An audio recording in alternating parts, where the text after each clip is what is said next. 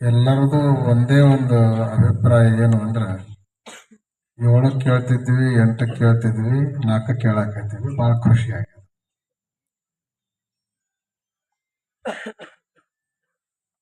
ವಿದ್ಯಾರ್ಥಿಯ ಲಕ್ಷಣಗಳಲ್ಲಿ ಕಡಿಮೆ ನಿದ್ರೆ ಮಾಡೋದು ಕೂಡ ಒಂದು.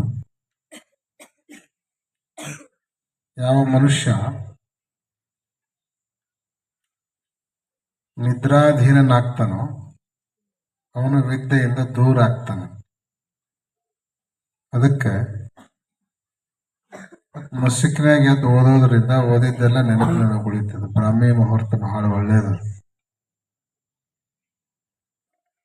ಮೊದಲೆಲ್ಲ ಕಷ್ಟ ಆಗಿರ್ಬೇಕು ನಿಮ್ಗೆ ಹೇಳೋದು. ಆದರೂ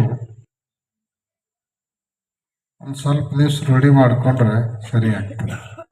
ಓದಕ್ಕೆ ಈಗ 4ರ ಮೇಲೆ ಮಲ್ಕೊಂಡು ನಿಂದಿದ್ದಂಗಿಲ್ಲ. ನಿಮಗಿನ್ನ ರೂಢಿ ಆಯಿತು ಅಂದ್ರೆ ಎಚ್ಚರ ಆಗಿಬಿಡ್ತದ. ಆಮೇಲೆ ಇದು ಹತ್ತಂಗಿಲ್ಲ. ಇಂಥ ಅನೇಕ ಸಂಗತಿಗಳನ್ನು ಇಲ್ಲಿ ಬಂದ ಮೇಲೆ ಇವೆಲ್ಲ ಸಂಸ್ಕಾರದಲ್ಲಿ ಪಡೆದುಕೊಂಡದ್ದು ಕೇಳಿ ನಮಗೂ ಬಹಳ ಖುಷಿ ಆಗಿದೆ ಅನ್ನುವಂಥ ಮಾತುಗಳನ್ನು ಇಲ್ಲಿ ಹೇಳಲಿಕ್ಕೆ ಬಯಸ್ತೀವಿ.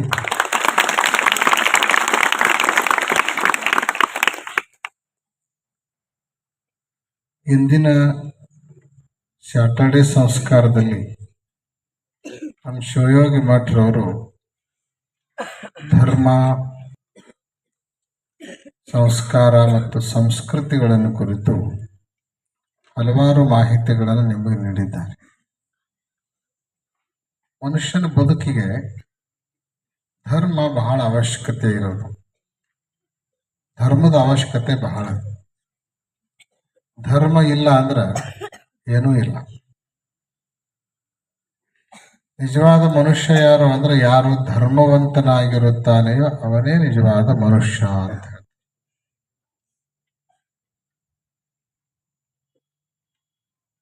ಧರ್ಮದಲ್ಲಿ ಏನಿರ್ತದ ಅನ್ನೋದಕ್ಕಿಂತಲೂ ಧರ್ಮದಲ್ಲಿ ಎಲ್ಲವೂ ಇರುತ್ತದೆ. ಧರ್ಮದಲ್ಲಿ ಇಲ್ಲದೇನೂ ಇಲ್ಲ. ಭಗವದ್ಗೀತೆ ಹೆಸರು ಕೇಳಿರ ನೀವು? ಭಗವದ್ಗೀತೆ ಸಾರ ಏನು ಗೊತ್ತ ನೀವು? ಇಡೀ ಭಗವದ್ಗೀತೆ ಏನ್ ಹೇಳಕ್ ಹೊರಟದ? ಏನ್ ಹೇಳಲಿಕ್ಕೆ ಹೊರಟದ ಅಂದ್ರ ಭಗವದ್ಗೀತೆಯ ಮೊದಲನೇ ಶ್ಲೋಕ ಮತ್ತು ಕೊನೆ ಶ್ಲೋಕ. ಭಗವದ್ಗೀತೆಯ ಮೊದಲನೇ ಶ್ಲೋಕದ ಮೊದಲನೇ ಅಕ್ಷರ, ಭಗವದ್ಗೀತೆಯ ಕೊನೆ ಶ್ಲೋಕದ ಕೊನೆ ಅಕ್ಷರ, ಅವೆರಡನ್ನೂ ಜೋಡಿಸಿದರೆ ಗೊತ್ತಾಗತ್ತೆ ಏನ್ ಹೇಳ್ತದೆ ಭಗವಂತ. ಆದಿರಂತೇನ ಸಹೇತ ಅಂತ ಒಂದು ಪಾಣಿನಿ ಸೂತ್ರದ. ಮೊದಲನೇದನ್ನ ಕೊನೆಯದನ್ನ ಜೋಡಿಸ್ಬಿಟ್ರ ಮಧ್ಯದಲ್ಲಿ ಏನೈತಿ ಅನ್ನೋದು ತಿಳುವಳಿಕೆ ಆಗ್ತದ ಅನ್ನುವಂತಹ ವಿಚಾರವನ್ನು ಹೇಳುವ ಸೂತ್ರ. ಆ ಹಿನ್ನೆಲೆಯಲ್ಲಿ ಭಗವದ್ಗೀತೆ ಮೊದಲನೇ ಶ್ಲೋಕ ಏನು ಅಂದ್ರೆ ಧರ್ಮಕ್ಷೇತ್ರೆ ಕುರುಕ್ಷೇತ್ರೆ ಸಮವೇತ ಯೋತ್ಸವ ಮಾಮಕ ಪಾಂಡವಾಶ್ಚೈವ ಕಿಮ ಕುರ್ವತ ಸಂಜಯ. ಹೇ ಸಂಜಯ್, ಧೃತರಾಷ್ಟ್ರ ಪ್ರಶ್ನೆ ಕೇಳ್ತಾನ. ಸಂಜಯ ಯುದ್ಧದ ರಿಪೋರ್ಟ್ ಒಪ್ಪಿಸ್ತಿದ್ದ, ವರದಿ ಹೇಳ್ತಿದ್ದ. ಹೇ ಸಂಜಯ್, ಏನ್ ನಡೆದದಲ್ಲಿ? ಧರ್ಮಕ್ಷೇತ್ರವಾಗಿರುವಂತಹ ಕುರುಕ್ಷೇತ್ರದಲ್ಲಿ ನನ್ನ ಮಕ್ಕಳು ಮತ್ತು ಪಾಂಡವನ ಮಕ್ಕಳು ಏನ್ ಮಾಡಕತ್ತಾರ ಅಂತ ಪ್ರಶ್ನೆ ಕೇಳ್ತಾರೆ. ಅಲ್ಲಿಂದ ಭಗವದ್ಗೀತೆ ಪ್ರಾರಂಭ ಆಗ್ತದೆ. ಕೊನೆಗೆ ಭಗವದ್ಗೀತೆ ಕೊನೆ ಶ್ಲೋಕ ಏನು ಅಂದ್ರೆ ಯತ್ರ ಯೋಗೇಶ್ವರ ಕೃಷ್ಣೋ ಯತ್ರ ಪಾರ್ಥೋ ಧನುರ್ಧರ ತತ್ರ ಶ್ರೀ ವಿಜಯೋರ್ಭೂತಿರ್ ಧ್ರುವಾನೇತಿರ್ಮತಿರ್ಮಮ ಅನ್ನೋ ಶ್ಲೋಕದಿಂದ ಭಗವದ್ಗೀತೆ ಮುಕ್ತಾಯ ಆಗ್ತದೆ. ಧರ್ಮಕ್ಷೇತ್ರೆ ಅನ್ನೋದ್ರಿಂದ ಶುರು, ಮಮ ಅನ್ನೋದ್ರಿಂದ ಮುಕ್ತಾಯ. ಮೊದಲನೇ ಅಕ್ಷರ ಯಾವುದು? ಧರ್. ಕೊನೆಯ ಅಕ್ಷರ ಯಾವುದು? ಎರಡನ್ನು ಜೋಡಿಸ್ರಿ, ಧರ್ಮ. ಭಗವದ್ಗೀತೆ ಇಡೀ ಸಾರ ಏನಂದ್ರೆ ಧರ್ಮದಂತೆ ನಡಿಬೇಕು ಅನ್ನೋದೇ ಭಗವದ್ಗೀತೆ ಸಂಪೂರ್ಣವಾಗಿರುತ್ತೆ. ಆಹಾರ ನಿದ್ರಾ ಭಯಮೈಥುನಂಚ ಸಾಮಾನ್ಯಮೇತತ್ ಪಶುಭಿರ್ನರಾಣ ಧರ್ಮೋ ಹಿ ತೇಷಾಂ ಅಧಿಕೋ ವಿಶೇಷ ಧರ್ಮೇಣ ಹೀನಾ ಪಶುಭಿ ಸಮಾನ ಅನ್ಸುತ್ತೆ. ಹೌದು, ನಾನು ಹೊಡಿತಿರೋರು ನಿಮಗಿಂತಲೂ ಬಲಿಷ್ಠರು ಬಂದ್ರೆ ಭಯ ಪಡ್ತೀರಿ. ಆಮೇಲೆ ದೊಡ್ಡವರಾದ್ಮೇಲೆ ಪ್ರಪಂಚವನ್ನು ಮಾಡಿ ಸಂಸಾರವನ್ನು ಸಾಗಿಸ್ತೀರಿ. ಇಷ್ಟು ಕೆಲಸ ಬರೇ ಮನುಷ್ಯರಷ್ಟ ಮಾಡ್ತಾರಂತಲ್ಲ, ಜಗತ್ತಿನ ಎಲ್ಲಾ ಪ್ರಾಣಿಗಳು ಮಾಡ್ತಾವಿದ್ದಾನೆ. ಅದು ಪಟ್ಟಾಭಿಷೇಕನು ಮಾಡ್ಕೊಂಡಿದ್ದ, ರಾಜ್ಯ ಕಾರ್ಭಾರ ನಡೀತಾ ಇತ್ತು. ಹಿಂಗ್ ನಡೆದಾಗ ಒಂದ್ಸರಿ ರಾಮನಿಗೆ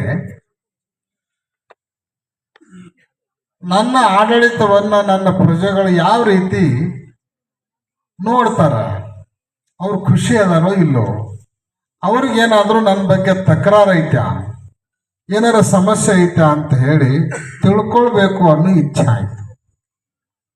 ಹಿಂದ ರಾಜ ಮಹಾರಾಜರ ಆಸ್ಥಾನದೊಳಗೆ ಗೂಢಚರರು ಅಂತಿರ್ತಿದ್ರು.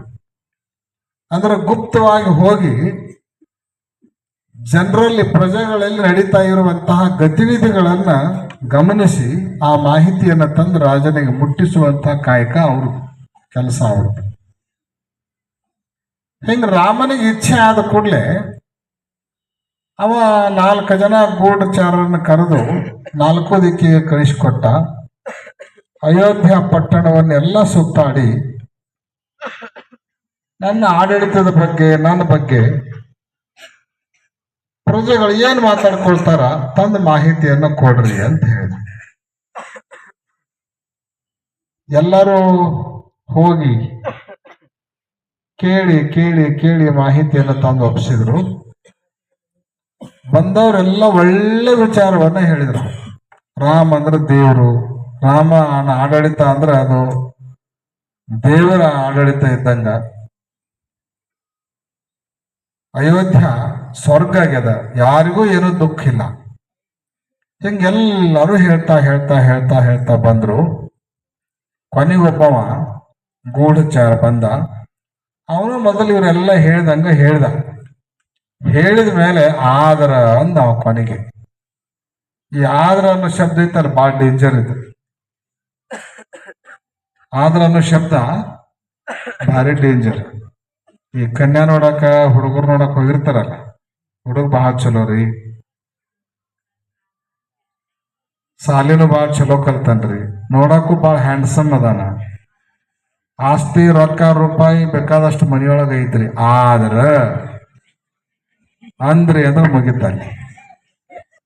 ಅಂದ್ರ ಇದೆಲ್ಲದಕ್ಕಿಂತಲೂ ಅನಾಹುತವಾದದ್ದು ಇನ್ನೊಂದೇನೋ ಐತೆ ಅಂತ ಮುಂದ.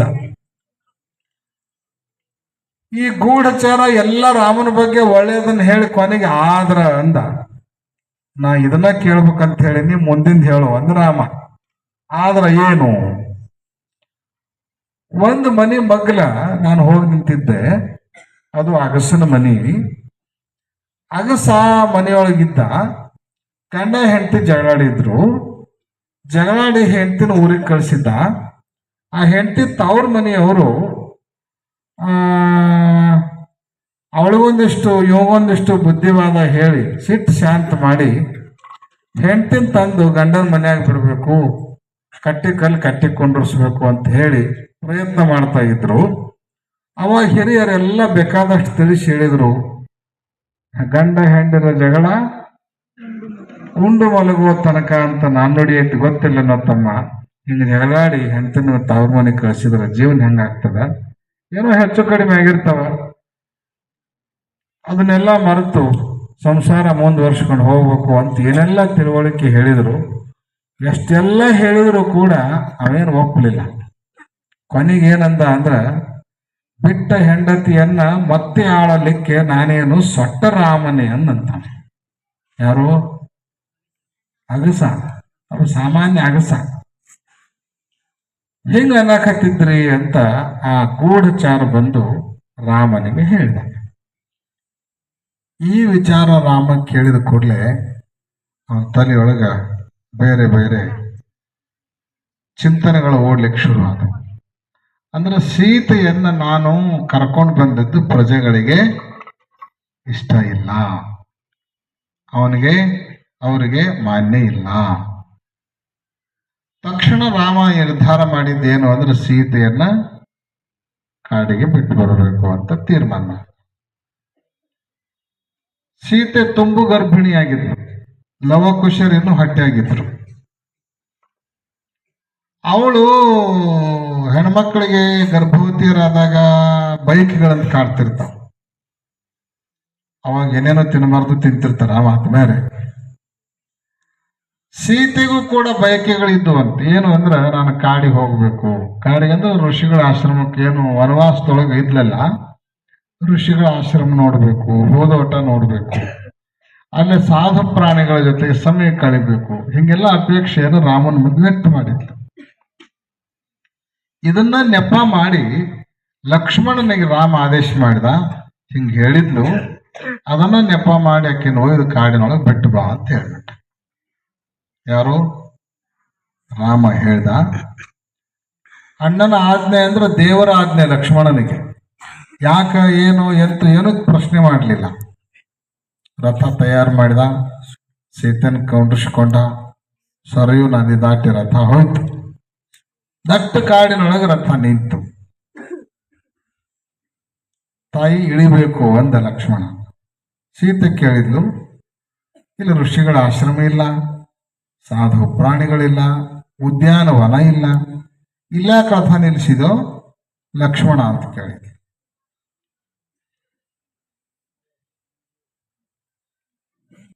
ಸೀತೆಗೆ ಸತ್ಯ ಗೊತ್ತಾಗಬೇಕು ಅಂತಿದ್ದದ್ದನ್ನೆಲ್ಲ ಲಕ್ಷ್ಮಣ ಹೇಳ್ದ. ಕಣ್ಣೊಳಗೆ ನೀರು ಹಾಕಿದ, ಅಳ್ಕೋತ ಎಲ್ಲ ಹೇಳ್ದ. ಅದನ್ನು ಕೇಳಿದ ಕೂಡಲೇ ಸೀತೆನೂ ಕೂಡ ಬಹಳ ಆಘಾತಕ್ಕೊಳಗಾದ. ದಳ ದಳ ದಳ ಕಣ್ಣಾಗ ನೀರು ಬರಾಕಾಯ್ತು. ವನವಾಸ ನನಗಿರ್ಲಿಲ್ಲ, ನಿಮ್ಮ ಅಣ್ಣನಿಗಿತ್ತು. ಆದರೂ ನಾನು ವನವಾಸದೊಳಗೆ ಅವನ ಜೊತೆಗಿದ್ದೆ. ದುಷ್ಟ ರಾವಣನ ದೃಷ್ಟಿ ನನ್ನ ಮೇಲೆ ಬಿತ್ತು, ಅವನು ಬಂಧನದೊಳಗಿದ್ದೆ.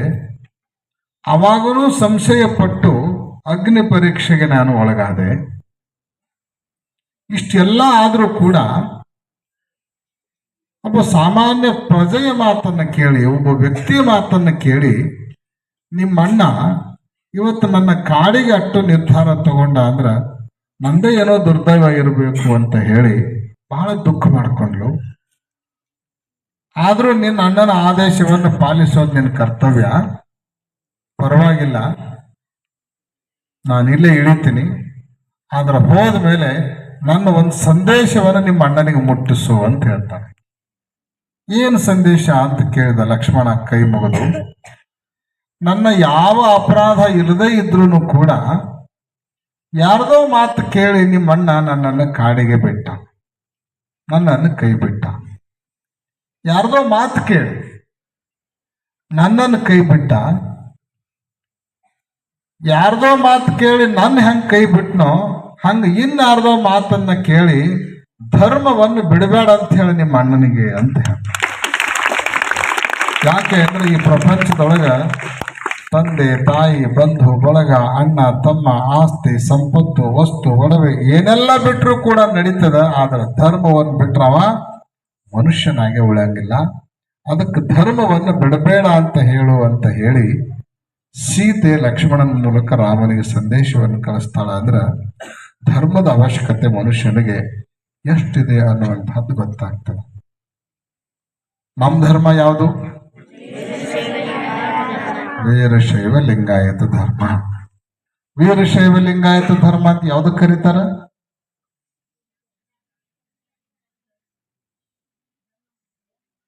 ಜಂಗಮರಿಗೆ ವೀರಶೈವರು ಯಾರು, ಲಿಂಗಾಯತರು ಯಾರು ಅದಕ್ಕೆ ದೊಡ್ಡ ಹಿಸ್ಟ್ರಿ ಅದು. ಅವರ ಮಾತನಾಗ ಹೇಳ್ಬಿಟ್ಟು ಕೇಳ್ತೀರಿ, ಲಕ್ಷ ಕೊಟ್ಟು ಕೇಳಿ ನಮ್ಮ ಜೀವನಕ್ಕೆ ಉಪಯೋಗ ಆಗುವಂಥದ್ದು. ವೀರಶೈವರು ಯಾರು ಅಂದ್ರೆ ಗೊತ್ತಾಗಬೇಕಲ್ಲ ನಮಗೆ. ನೀವು ಹೇಳಿದ್ರೆ ನಮ್ಮ ಧರ್ಮ ಯಾವುದು ಅಂದ್ರೆ ವೀರಶೈವ ಅಂತ ಹೇಳಿದ್ರಿ. ವೀರಶೈವ ಅಂದ್ರೆ ಏನಪ್ಪಾ ಅಂತ ಕೇಳಿದ್ರೆ ನಮಗೆ ಗೊತ್ತಿಲ್ಲ, ಹೌದಿಲ್ಲ? ವೀರಶೈವ ಅಂದ್ರೆ ಏನು ಅಂದ್ರೆ ಶಬ್ದದೊಳಗೆ ವೀರ ಅನ್ನೋದಕ್ಕೆ ಏನ್ ಅರ್ಥ ಅಂದ್ರೆ 3 ಪ್ರಕಾರದ ಅರ್ಥ ಅದಾವ ಅದಕ್ಕೆ. ಒಂದು ಧಾರ್ಮಿಕ ಅರ್ಥ, ಇನ್ನೊಂದು ದಾರ್ಶನಿಕ ಅರ್ಥ, ಮತ್ತೊಂದು ಸಾಮಾಜಿಕವಾದ ಅರ್ಥ. ದಾರ್ಶನಿಕ, ಧಾರ್ಮಿಕ ಮತ್ತು ಸಾಮಾಜಿಕ ಮೂರು ಪ್ರಕಾರದ ಅರ್ಥಗಳದಾವ. ಇದಕ್ಕೆ ವೀರಶೈವ ಅನ್ನೋ ಶಬ್ದಕ್ಕೆ ಮೂರು ಪ್ರಕಾರದ ಅರ್ಥ. ದಾರ್ಶನಿಕ ಅರ್ಥ ಯಾವುದು ಅಂದ್ರ ವಿ ಶಬ್ದೇನೋಚ್ಯತೆ ವಿದ್ಯಾ ಶಿವಜೀವೈಕ್ಯ ಬೋಧಿಕ ತಶ್ಯಾಂ ರಮಂತೆ ಯೇ ಶೈವಾಹ ವೀರಶೈವಾಸ್ತು ತೇ ಮತಾಃ. ವೀರಶೈವಾಸ್ತು ತೇ ಮತಾಃ. ಸಾಮಾನ್ಯವಾಗಿ ವೀರ ಅಂದ್ರೆ ನಾವು ಯಾರಿಗೆ ಕರಿತೀವಿ?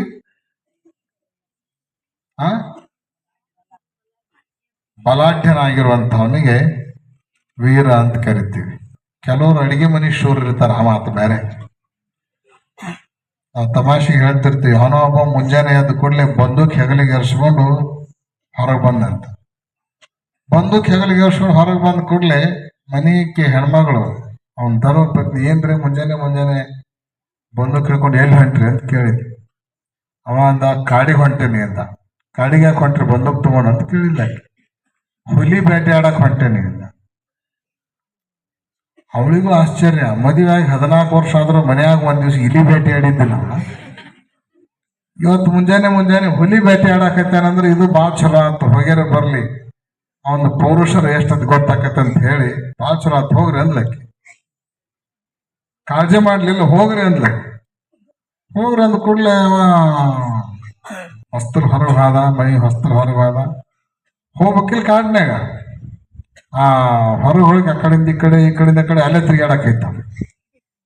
ಅಲ್ಲೇ ಸುತ್ತರಾಡಕೈತ. ಸ್ವಲ್ಪ ಹೊತ್ತು ನೋಡಿದ್ಲು ಹೆಣ್ಮಗಳು, ಈಗ ಹೊಕ್ಕಾನ ಆಗ ಹೊಕ್ಕಾನ ಅಂತ ನೋಡಿದ್ಲು. ಅವ್ನು ತೆಳಗೆ ಇಳಿಯವಲ್ಲ ಮನುಷ್ಯ, ಅಲ್ಲೇ ಬಾಕಲ್ ಮುಂದೆ ಸುತ್ತಾಡಕೈತಾನ. ಕೊನೆಗೆ ಬ್ಯಾಸರಾಗಿ ಅಕ್ಕಿ ಅಂದ್ಲು, ಏನ್ರಿ ಮತ್ತು ಹುಲಿಯಲ್ಲಿ ಇಲ್ಲೇ ಬರ್ತಾವ, ಅವ್ರು ಕಾಡ್ನಾಗಿರ್ತಾವ, ಮತ್ತು ಅಲ್ಲಿ ಹೋಗ್ಕೊಂಡಂತ ಹೋಗ್ರಲ್ಲ ಅಂದ್ಲು. ಅವ ಅಂದ, ನಾನು ಹೋಗ್ಬೇಕಂತ ಹೊಂಟೇನಿ, ಎಲ್ಲ ನಾಯಿ ಮಕ್ಕೊಂಡತ್ತಿ ಎದ್ದು ಹೋಗ್ಲಿ ಅಂತ ಕಾಯಕೈತೇನೆ ಅಂದ. ನಾಯಿ ಗಂಜಿ ಹೊಸ್ಲ ಬಿಟ್ಟು ಕೆಳಗಿಳಿಲಾರ್ದ ಹುಲಿ ಬೇಟೆ ಆಡೋಣ ಎಂದರೆ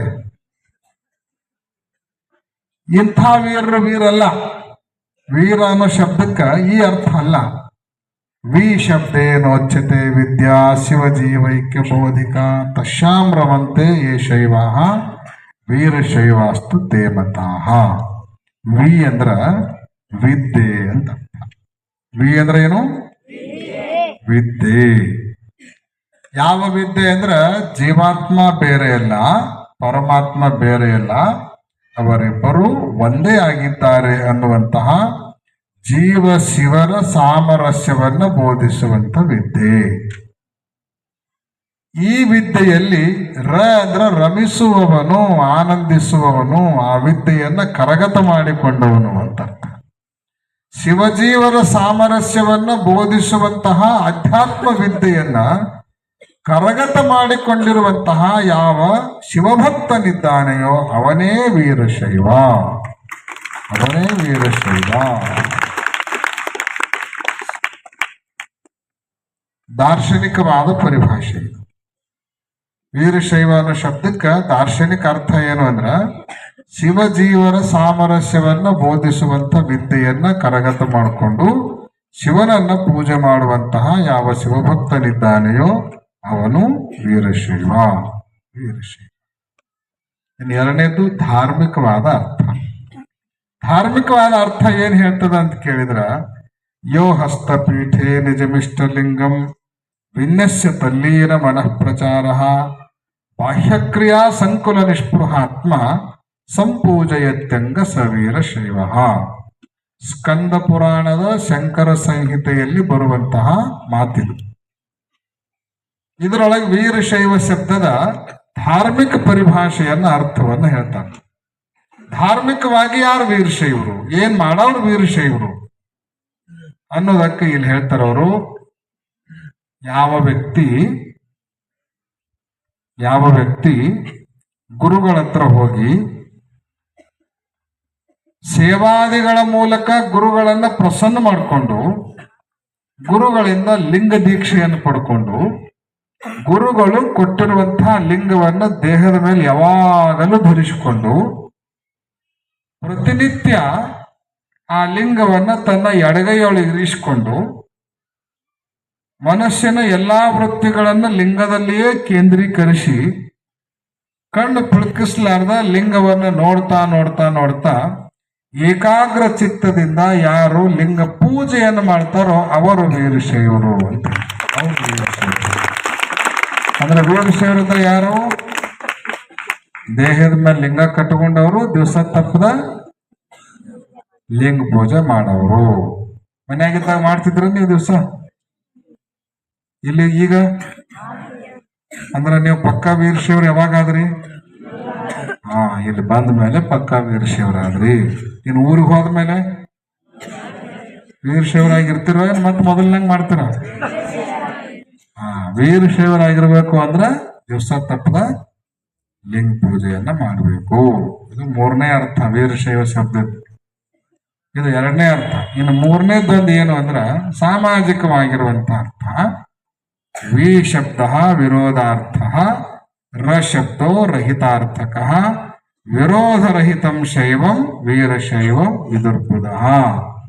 ವಿ ಅಂದ್ರ ವಿರೋಧ, ರ ಅಂದ್ರ ರಹಿತ, ಇಲ್ಲದವನು. ನಾವೇನು ಬದುಕ್ತಿವಲ್ಲ ಊರಾಗ, ನಾವು ಅಷ್ಟೇ ಇರಂಗಿಲ್ಲ.